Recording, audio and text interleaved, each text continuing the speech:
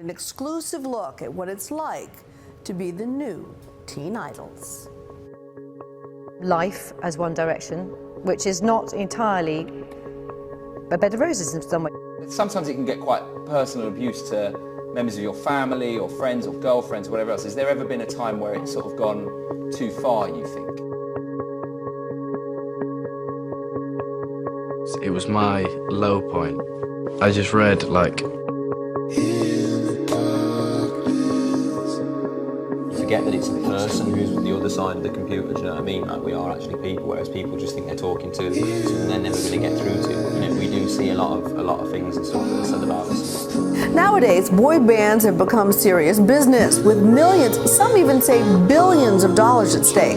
At the top of the heap, One Direction. The boys got absolutely mugged. How does it feel to be a sex symbol, Harry? We always knew that you guys were huge, but then you watch this movie and you go, no, you're beyond huge all over the world. But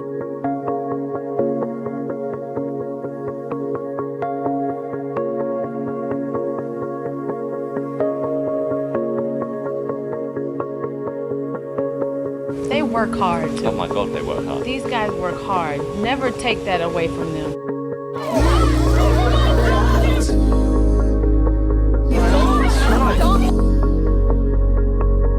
And if you guys could kind of switch places with one of the other members, who would you like to switch places with and why?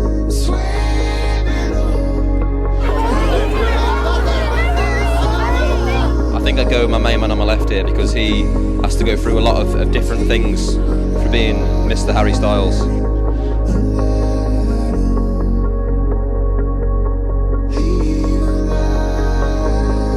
There is something we don't see. They're girlfriends.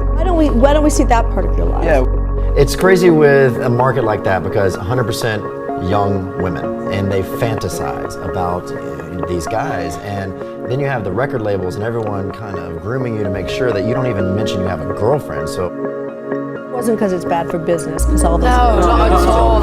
it runs their whole business plan. Boy bands have become serious business with millions, some even say billions of dollars at stake. You can hear the person, guys. Relax. Car journeys have just been scary. Banging on the windows and screaming. There's been places where we've had to hold the windows to put pressure on the other sides. Because it does get scary sometimes. People don't realise that. It is a bit scary when you've got like loads of people screaming. It's just insane.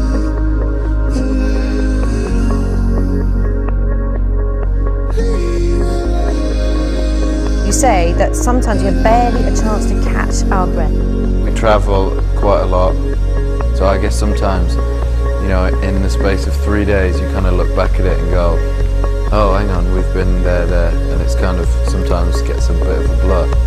Very full on sometimes. Yeah. We don't necessarily always get a chance to kind of take everything in a way that we would like to.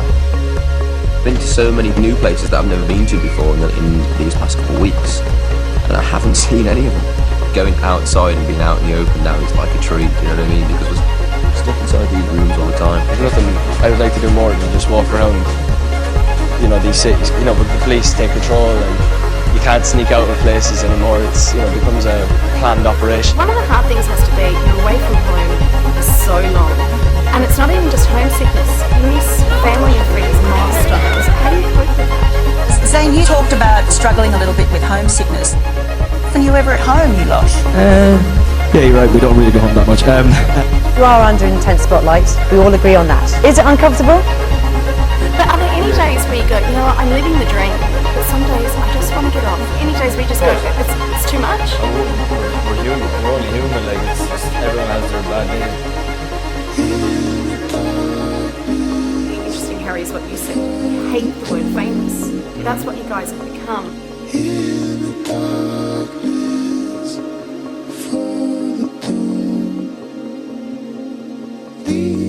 I've always wanted to be one of those people who didn't really care that much about what people thought about them.